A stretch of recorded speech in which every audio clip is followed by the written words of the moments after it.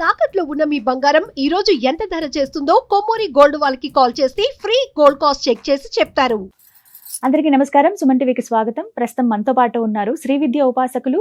అమ్మవారి అనుగ్రహంతో ఎంతో మందికి మంత్రోపదేశం చేస్తూ అదేవిధంగా సౌందర్య లహరి, లలిత పారాయణ ఇవన్నీ కూడా నేర్పిస్తూ ఉన్నారు అమ్మ గీతా కుమారి. వారు ప్రస్తుతం మనతో పాటు ఉన్నారు. వారితో మాట్లాడి ఈ నాగపంచమికి విశేషంగా మనం ఎటువంటి పూజా విధానం పాటించాలి, చాలా మంది పుట్టలో పాలు పోస్తూ ఉంటారు, అలా కుదరని పక్షంలో ఎటువంటి పూజా విధానం మనం చేయాలి, ఎటువంటి ఫలితాన్ని మనం పొందవచ్చు, అసలు ఈ నాగుల పంచమి ఏ విధంగా జరుపుకోవాలో అమ్మ మాటల్లో విని తెలుసుకుందాం.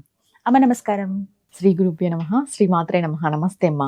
అమ్మ, నాగపంచమి చాలా విశేషంగా చేస్తారు. అంటే కార్తీకంలో వచ్చేటువంటి నాగుల చవితి, అలాగే ఇప్పుడు వచ్చేటువంటి ఈ నాగపంచమి ప్రాంతాల బట్టి కూడా విశేషంగా తెలంగాణ ప్రాంతంలో ఎక్కువగా ఇప్పుడే చేస్తూ ఉంటారు నాగపూజ అనేది. అంటే ఏ విధంగా చేయాలి, ఎందుకు చేయాలి, ఒకవేళ చేస్తే గనక ఎటువంటి ఫలితాలను పొందవచ్చు వివరిస్తారు.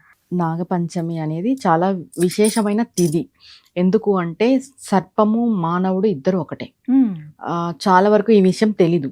అంటే పాములు వేరు, సర్పం వేరు, మానవుడు వేరు అనుకుంటాం. కానీ మానవుడి యొక్క వెన్నెముకనే సర్పం. మనం ఏం చేస్తాం, ఒక సాధకుడు ఒక సాధకురాలు ఏం చేస్తారంటే ఈ మూలాధార చక్రంలో సర్పం పెనవేసుకొని అక్కడ పడుకొని ఉంటుంది. మనం సాధన వైపు పోయినప్పుడు, ఆధ్యాత్మిక మార్గం వైపు పోయినప్పుడు, మనం ఒక మంత్ర అనుష్ఠానం వైపు పోయినప్పుడు దాన్ని తట్టి లేపుతాం అనమాట. దాన్నే ఈ చక్రాల యొక్క యాక్టివేషన్, కుండలి జాగృతి చేయడం అని ఇప్పుడు చెప్పుకుంటూ వస్తున్నాం. సర్పానికి మానవునికి తేడా లేదు. సర్పము మానవుడు ఇద్దరు ఒకటే. మానవ శరీరం సర్పానికి సంబంధం. ఈ మానవ శరీరం సర్పానికి సంబంధం అయినప్పుడు మనకి సంవత్సరంలో కొన్ని తిథులు ఉన్నాయి. అంటే షష్ఠి, కంద షష్ఠి, పంచమి, సుబ్రహ్మణ్య పంచమి అని, ఇలా నాగపంచమి అని, ఈ కార్తీక మాసంలో వచ్చే నాగుల చవితి అని, ఇలాంటి కొన్ని తిథులప్పుడు విశేషంగా మనము సర్పారాధన చెయ్యాలి. సర్పారాధన చెయ్యాలి. మానవుడు సర్పము ఒకటే కాబట్టి మనకి శాస్త్రాలలో ముందే చెప్పబడింది. ఇది రానున్న కాలంలో ఈ నాలెడ్జ్ తక్కువ అయిపోతుంది కదా అని చెప్పేసి పూర్వము మునులు ఋషులు అయితే డైరెక్ట్ గా సర్పాలతోనే సంభాషణ చేసి అంత ఉన్నింది వాళ్ళకి. ఎందుకంటే సర్పము వేరు కాదు, మానవుడు వేరు కాదు అనే విషయం పైన. ఇంకొకటి ఏంటంటే ఈ నాగపంచమి తిథి రోజు పూజ ఎలా చేసుకోవాలనే విషయానికి వస్తే, మనము ఈ పెళ్లి కాని వాళ్ళు ఉంటారు, పిల్లలు కాని వాళ్ళు ఉంటారు, వీళ్ళకి విశేషంగా పనిచేస్తుంది ఈ తిథి. ఈ తిథి రోజు మీరు ఏదైనా మొదలు పెట్టండి. అంటే సర్పారాధన మొదలు పెట్టినప్పుడు, అంటే మీరు సుబ్రహ్మణ్య స్వామి యొక్క ఆరాధన మొదలు పెట్టాలి అనుకుంటే నాగపంచమి తిథి నుండి మొదలు పెట్టండి. మీకు అనుకున్న కోరిక అనేది నెరవేరుతుంది. మనం ఏం చెప్తాము, మనకి జాతకంలో కూడా ఇప్పుడు మేము జాతకాలు చూస్తుంటాం కదా, కంపల్సరీ ఈ కాలంలో నేను చూసిన జాతకాల్లో ఈ కుజదోషం అనేది ఎక్కువ, రాహుకేతు దోషం ఎక్కువ, అర్ధకాల సర్పదోషం ఎక్కువ, సర్పదోషం ఎక్కువ, ఈ కాల సర్పదోషాల జాతకాలు ఎక్కువ ఉన్నాయి. నేను చాలా వరకు చూస్తున్నాను. ఈ కాల సర్పదోషాలు, ఈ సర్పదోషాలు ఉండే వాళ్ళు కూడా ఈ నాగపంచమి తిథి రోజు కంపల్సరీ సర్పారాధన అనేది చెయ్యాలి. అది ఎలా చెయ్యాలి, మనం ఏం చెప్తాం, పుట్టలోకి పోయి పాలు పోయాలా, పాలు పోయడము, పసుపు కుంకుమ వేయడం, ఆ ఉన్న పుట్టని కూడా మనము డిస్టర్బ్ చేయడము, ఇబ్బంది పెట్టడం, పాములు లేకోకున్నట్టు చేస్తున్నాం. అది ఇంకా పాపం చెప్పాలంటే. ఇక్కడ మనం పుట్టలోకి పాలు పోయాలంటే పాలు సమర్పించాలి, పొయ్యకూడదు. పొయ్యి అక్కడ బొక్కలు ఉంటాయి కదా, దాంట్లో పోసేస్తుంటారు. అలా పోయకూడదు, పాములు చచ్చిపోతాయి. ఆ బంకకి దానికి దీనికి బయట మనం పాలు సమర్పించాలి. ఏ ఒక్క జీవి తీసుకున్నా ఆ జీవి భగవంతుడు యొక్క స్వరూపమే కాబట్టి మనం దానికి మనం సమర్పించినట్టే. ఈ నాగశిలలు ఉంటాయి కదా, అంటే రాతి శిలలు, వాటికి మీరు పంచామృత అభిషేకం చేసుకోవచ్చు. మీరు 108 చెంబుల పాలైనా పోయొచ్చు మొక్కుకొని, ఇబ్బంది ఏం లేదు. నాగశిలలు ఉంటాయి. పుట్టల దగ్గరికి వెళ్ళి ఇలాంటివన్నీ చేయకూడదు. ఇంకోటి ధూపం కూడా పెట్టకూడదు పుట్టల దగ్గర. అగరబత్తులు మనం వెలిగిస్తుంటాం కదా, అలా వెలిగించకూడదు. ధూపం ఉన్నా అక్కడికి రావు, ఆ స్మెల్ కి రావు. ఈ ఇంకొకటి, మేము పుట్టలకి వెళ్ళి చేయమండి, మేము ఇంట్లోనే చేసుకుంటాం అనే వాళ్ళు కూడా ఉంటారు. నాగపడిగలు ఉంటాయి. ఒకవేళ మీకు ఇంట్లో నాగపడిగలు ఉంటే బాగా విశేషంగా పంచామృత అభిషేకం చేయండి. మీ చలిమిడి ఉంటుంది కదా, నువ్వులు, చలిమిడి, ఇవి నైవేద్యంగా పెట్టండి. ఈ పిల్లలు లేని వాళ్ళు, పెళ్లి కాని వాళ్ళు మాత్రం పుట్టలు ఉంటే పుట్టల దగ్గరికి వెళ్ళండి. పుట్టల దగ్గరికి వెళ్ళి అక్కడ పసుపు కుంకుమ సమర్పించి, ఎగ్స్ కూడా కొంతమంది పెడుతుంటారు, పెట్టద్దు. నాగపంచమి రోజు ఎగ్స్ అసలు పెట్టద్దు పుట్టల దగ్గర. ఆ పాలు కూడా కొన్ని ఒక గిన్నెలోనో ఒక దాంట్లోనో బయట అక్కడ చుట్టూ పోయండి కావాలంటే, బొక్కలోకి పోయొద్దు. పాలు కూడా బయట పోసేసి ఆ తడిచింటుంది కదా మన్ను, మనం పాలు పోసిన తర్వాత తడి అయిపోయి ఉంటుంది కదా, ఆ మట్టిని తీసుకోండి. సంతానం కాని వాళ్ళు దాన్ని స్వీకరించాలి, సంతానం కలుగుతుంది అని చెప్తారు. ఇంకా పెళ్లి కాని వాళ్ళు ఆ మట్టిని తీసుకొచ్చి నెక్స్ట్ డే నీళ్ళల్లో కలుపుకొని స్నానం చేయాలి. అలా స్నానం చేయడం వల్ల కూడా పెళ్లి అనేది కుదురుతుంది. ఎందుకంటే ఎప్పుడైతే జాతకంలో సర్పదోషాలు ఉంటాయో, నాగదోషాలు ఉంటాయో, పెళ్లిళ్ళు కావు, సంతానం ఉండదు, దాని తర్వాత కెరియర్ గ్రోత్ కూడా ఉండదు. కొంతమంది కెరియర్ లో ఇంకా అప్పు ఇలా వెళ్ళిపోతాం అన్నప్పుడు పడిపోతుంటారు. ఏం చేస్తుందంటే పాము, అంటే నేను చెప్తాను కదా సర్పం మనలోనే ఉంటుందని, అది ఇలా లేసి పడిపోతూ ఉంటుంది అనమాట.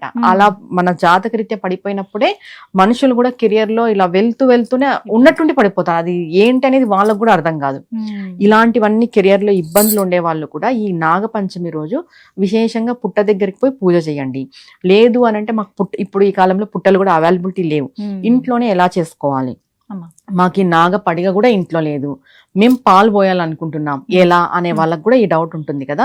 బియ్యం పిండి తీసుకొని బియ్యం పిండిలో పసుపు 2 కలిపేసి అది బాగా ముద్దలాగా చేసుకొని దాన్నే పాము పడిగలాగా మనం చేసుకోవచ్చు. పుట్ట అవైలబిలిటీ లేని వాళ్ళకి నేను చెప్తున్నా, ఇంట్లోనే చేసుకుంటాం అనే వాళ్ళకి దాన్ని పాము పడగలాగా చేసి దానికి మనం పాలు సమర్పించవచ్చు, నైవేద్యం సమర్పించవచ్చు, ఆవాహన చేయొచ్చు. ఎందుకంటే నాగపంచమి అంటే ఆ రోజు ప్రకృతి నిండా నాగసర్పం యొక్క శక్తి ఉంటుంది. ఇంకా ఆ రోజు ఎలాంటి స్తోత్రాలు చదవాలి అని అంటే సుబ్రహ్మణ్య స్వామి యొక్క అష్టోత్తరం చదవచ్చు, భుజంగ స్తోత్రం చదవచ్చు. ఇంకా లేదు మేము స్పెసిఫిక్ గా నాగారాధనే చేస్తున్నాం కదా, సర్పారాధనే చేస్తున్నాం కదా, సర్పానికి సంబంధించి ఏమైనా ఉన్నాయంటే నాగ కవచం చాలా విశేషమైనది. నాగ కవచము మానసాదేవి స్తోత్రం, ఎందుకంటే మానసాదేవి దేవత కూడా సర్పం యొక్క స్వరూపమే కాబట్టి మానసాదేవి యొక్క స్తోత్రం చదువుకోవడం ద్వారా కూడా ఈ సర్పము నుండి వచ్చే ఇబ్బందులు ఏవైనా ఉంటే, నాగదోషాల నుండి వచ్చే ఇబ్బందులు ఏమైనా ఉంటే తొలగుతాయి. ఇంకొకటి మా జాతకంలో సర్పకాటుకి మరణాలు, గండాలు అనే వాళ్ళు కూడా ఉంటారు, మనం చూస్తుంటాం. ఇలాంటి గండాలు ఉన్న వాళ్ళు కూడా ఈ నేను చెప్పిన పూజా విధానం పాటిస్తే చాలా మంచిది. ఒకటి మేము పుట్టకెళ్ళి చేసుకోలేము, శిలకి చేసుకోలేము, ఇంట్లో కూడా కొంచెం చేసుకోలేని పరిస్థితిలో ఉన్నాం, ఏం చేయాలి అనే వాళ్ళు కూడా ఉంటారు.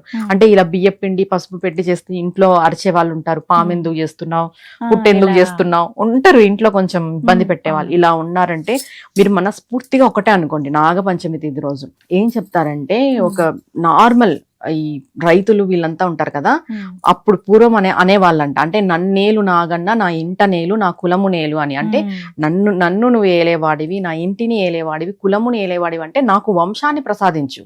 కులము నేలు అని అంటే నా కులం వృద్ధి చెందాలి, నా ఇల్లు వృద్ధి చెందాలి. ఇల్లు వృద్ధి చెందాలంటే ఇలా వంశము పిల్లలు ఉంటే వృద్ధి చెందుతుంది.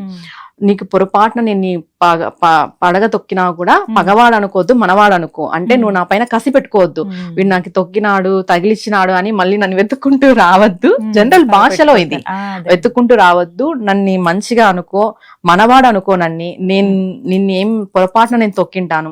ఇంకొకటి ఏంటి, నేను నీకు నూకలిస్తాను, మాకి పిల్లల మూకలివు, అంటే ఈ చలివిడి ఈ ప్రసాదం అంతా నేను సమర్పిస్తాను, మాకి పిల్లల్ని ప్రసాదించు, పిల్లల యొక్క మాకు అరుపులు గొంతులు మా ఇంట్లో వినపడాలి అని చెప్పి జనరల్ గా మొక్కేవాళ్ళు అనమాట నాగదేవతకి. ఏదో పెద్ద పెద్ద స్తోత్రాలు ఇవన్నీ కూడా అవసరం లేదు. మీరు ఆ రోజు మనస్ఫూర్తిగా పిల్లలు కాని వాళ్ళు ఇదే మొక్కోండి, స్వామి మేము ఏ జన్మలో ఏం పాపం చేసామో మాకు ఇలా లేట్ అవుతుంది, మాకు పిల్లల్ని ప్రసాదించు. ఏదైనా కూడా శరణాగతి. ఈ పూజలు ఇవన్నీ అనేది ఒక లిమిట్ వరకే, దీనిపైన అంటూ ఒకటి ఉంది, అదే శరణాగతి. మీరు చెయ్యలేని పరిస్థితిలో ఉన్నారు అంటే శరణాగతి నాగదేవతకి, నాగరాజుకి, నాగేంద్రుడికి మనస్ఫూర్తిగా శరణాగతి చేసుకోండి. కంపల్సరీ ఆయన యొక్క అనుగ్రహం అనేది శీఘ్రంగా కలుగుతుంది. ఎందుకంటే వాళ్ళు అంటే జీవరాశులు కదా, జీవరాశుల యొక్క అనుగ్రహం మనకి శీఘ్రంగా కలుగుతుంది. ఇంకా సుబ్రహ్మణ్య స్వామి ఆరాధన ఆ రోజు మొదలు పెట్టుకొని మీరు చేసుకోవచ్చు. ఇంతవరకు మేము చేయలేదు, ఈ రోజు మొదలు పెట్టుకోవచ్చు అంటే హ్యాపీగా మొదలు పెట్టుకొని కంటిన్యూ చేసుకోవచ్చు, ఏ ఇబ్బంది లేదు. ఈ పిల్లలు కాని వాళ్ళు, వివాహం కాని వాళ్ళు, కెరియర్ లో గ్రోత్ లేని వాళ్ళు ఈ నాగపంచమి తిథిది నేను చెప్పిన పూజా విధానంలో మనం ఎన్ని రకాలుగా చెప్పినామో ఏది కుదిరితే అది చేసుకుంటే చాలా చాలా మంచి ఫలితం అనేది ఉంటుంది. చాలా చక్కగా చెప్పారమ్మా, ధన్యవాదాలు. నమస్తే అమ్మా.